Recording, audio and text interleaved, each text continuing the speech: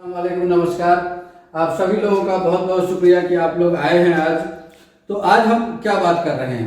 आज हम बात कर रहे हैं जो 11 फॉरगेटन लॉज है और समथिंग जो हम पहले से बात करते आ रहे हैं कि हमारे सोसाइटी में, हमारे मिडिल क्लास में बहुत सारे वायरस हैं ह्यूमन के अंदर। सो जस्ट टू रिपीट कि वो वायरस क्या क्या हैं। So viruses are over emotional, over thinking, fear of life, fear of failure, over smartness, survival mentality, excuse mentality, rigid mentality, backup story, defensive zone, limited belief, comfortable life, victim life, I know everything attitude, and self-set rules and regulation which may be required, which may not be required. So in virus को मारने के लिए Bob Procter ने 11 forgotten law दिए हैं, जिसमें से कि हमने 2 लॉ को पहले एपिसोड में, पहले वीक में डिस्कस कर चुके हैं और वो है law of thinking and law of supply. आज हम बात करने जा रहे हैं law of attraction. So law of attraction है क्या? लॉ ऑफ अट्रैक्शन ये बताता है कि एक आदमी यूनिवर्स के साथ कैसे कम्युनिकेट करता है।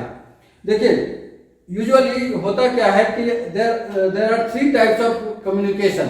इस दुनिया में 3 तरह से कम्युनिकेशन होती है। पहला ये होता है जो आप अपने आप से करते हैं, और दूसरा है कि आप ह्यूमन वर्ल्ड से, अपने सराउंडिंग से करते हैं, और तीसरा है जो आप यूनिवर्स से करते हैं। तो यूनिवर्स से कम्युनिकेशन हम कैसे करते हैं? क्योंकि ये जो यूनिवर्स है ये मैटर से बना है, और मैटर जो है वो एनर्जी से बना है, और जहां कहीं भी एनर्जी है वहां पे वाइब्रेशन है। वाइब्रेशन अगर है तो वहां पे सिग्नल है, और सिग्नल जो है वो हमें कम्युनिकेट करता है। लाइक आप टीवी देखते हैं तो उसमें 50 हर्ट्ज, 60 हर्ट्ज इस तरह के हर्ट्ज हैं जो कि हमें कम्युनिकेट करता है। सो ये लॉ ऑफ अट्रैक्शन ये कहता है कि आप हर वक्त यूनिवर्स से कम्युनिकेशन करते रहते हैं, यूनिवर्स से बातचीत करते रहते हैं। आप सिग्नल भेजते रहते हैं, और आप उसके बदले में रिसीव करते रहते हैं यूनिवर्स की वो आपको क्या देता है। सो 1897 ईस्वी में राल्फ वॉल्डो ट्राइन ने एक बुक लिखा था, in tune with the infinite.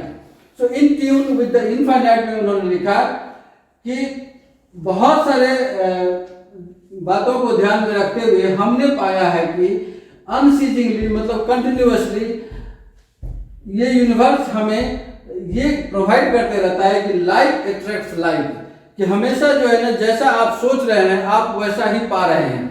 अगर आप अच्छा सोच रहे हैं तो अच्छा पा रहे हैं, अगर आप बुरा सोच रहे हैं, बुरा प्लान कर रहे हैं तो आप बुरा ही पाएंगे। लेकिन 1897 से लेके 2006 तक में कई विचारक आए, कई लोगों ने अपनी बातें रखी, लेकिन ये उतना पॉपुलर नहीं हुआ था, ये थ्योरी उतनी पॉपुलर नहीं हुई थी। लेकिन 2006 में रोंदा वर्नी एक ऑस्ट्रेलियन टेलीविजन राइटर और प्रोड्यूसर हैं, जिन्होंने एक न्यू थॉट बुक लिखा, और थॉट बुक का नाम रखा उन्होंने द सीक्रेट। इसी नाम से उन्होंने किताब भी लिखी और एक फिल्म भी बनाई। दोनों ही ने बहुत अच्छा डिस्कशन दिया पूरे दुनिया को, और उस डिस्कशन से इतने लोग इम्प्रेस हुए कि इस बुक को 40 लैंग्वेज में ट्रांसलेट किया गया था, और एक साल के अंदर में 19 मिलियन किताब की प्रिंट बिकी है। सिमिलरली 2 मिलियन डीवीडी बिके हैं, और इस बुक में ने एक साल में 300 मिलियन का बिजनेस किया। अब आप सोच रहे होंगे कि इस बुक में ऐसा क्या लिखा उन्होंने। तो बुक ऐसे 300 पन्नों का है, और पढ़ने में बहुत बीच बीच में कहीं कहीं बोरिंग भी है, और इतने समझ में भी नहीं आती है। लेकिन फिर भी जब आप पन्ने पेज पलटते जाएंगे तो बहुत सारे मूल मंत्र सब मिलते हैं सक्सेस के, और उसे रेजोनेट करने के तरीके भी मिलते हैं। उस बुक में उन्होंने लिखा है कि what we focus we will attract, कि हम वही चीज रिसीव करते हैं जिसको कि हम फोकस करते हैं। अगर हमारा फोकस नहीं है किसी चीज पे तो हम वो चीज को हासिल नहीं कर पाएंगे। वो कहती है कि while positive can improve one's quality of life and resilience वो कैपेसिटी है जो कि आप बुरे वक्त से गुजर के फिर वापस अपने अच्छे वक्त में आते हैं। तो while positivity can improve one's quality of life and resilience through the hardship, so it is important to just focus on thinking what about you want. So आप सिर्फ वही सोचें जो आपने हासिल करना है। कई बार ऐसा होता है कि लोग निगेटिव थॉट को रिपीट करते हैं, निगेटिविटी को लेकर आते हैं, उसको छोड़ने की भी बात करते हैं, लेकिन मूल मंत्र यह है कि आपका जो कंसंट्रेशन है वो उस फैक्ट पे है। सो आइदर पॉजिटिव और नेगेटिव डजंट मैटर। अगर आप कोई चीज छोड़ना चाहते हैं तो आप उसके बारे में सोचें ही नहीं, आप ये देखें कि हमें उसके बदले क्या करना है, in that period of time हम क्या अच्छा ला सकते हैं। उस अच्छाई पर जब आप बात करेंगे तो आप में अच्छाई अपने आप रिटर्न आता है। सो वो कह रहे हैं कि what you want and get emotionally involve to attract it into your life, कि जिन चीजों को आप चाहते हैं, जिन चीजों को आप पसंद करते हैं, उस पर आप फोकस करें और इमोशनली उस बातों के साथ अपने आप को इन्वॉल्व करें। अपने उसके लिए आप सेक्रीफाइस करने को रेडी रहें, उसके लिए डिसिप्लिन होने के लिए भी रेडी रहें। अब हम बात करेंगे अगले लॉ का। अगला लॉ है law of receiving. Law number 4 is law of receiving. तो रिसीविंग में यह है कि जब आप कोई गोल डिसाइड करते हैं, जब आप समथिंग ये अचीव करने की डिजायर करते हैं, सोचते हैं, तो उस वक्त आपको ये भी सोचना पड़ेगा कि यार ये हम हासिल तो करेंगे, बट इस हासिल करने के लिए हम क्या दे सकते हैं।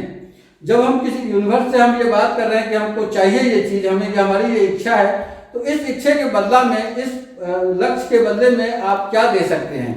सो उस देने के क्रम में हमें ये हो सकता है कि your time, your money and emotion, it brings you good usually from A same और डिफरेंट सोर्स। जब आप अपनी चीजों को सेक्रीफाइस करते हैं, जब आप अपनी चीज किसी को देते हैं, तो हो सकता है कि कभी कभी वो उसी सोर्स से आए, कभी कभी ऐसा भी हो सकता है कि वो उस सोर्स से ना आकर के किसी और सोर्स से आपको यूनिवर्स दे रहा है। तो ये दोनों लॉ के बाद हम ये सोचते हैं कि यार यूनिवर्स कैसे देता है। तो यूनिवर्स के देने के 5 तरीके हैं। यूनिवर्स आपको एक्सपीरियंस दे सकता है किसी चीज का, कोई इवेंट दे सकता है, कोई सिचुएशन ऐसी दे सकता है जिसमें कि आप अपनी डिजायर्ड चीजें को प्राप्त करें।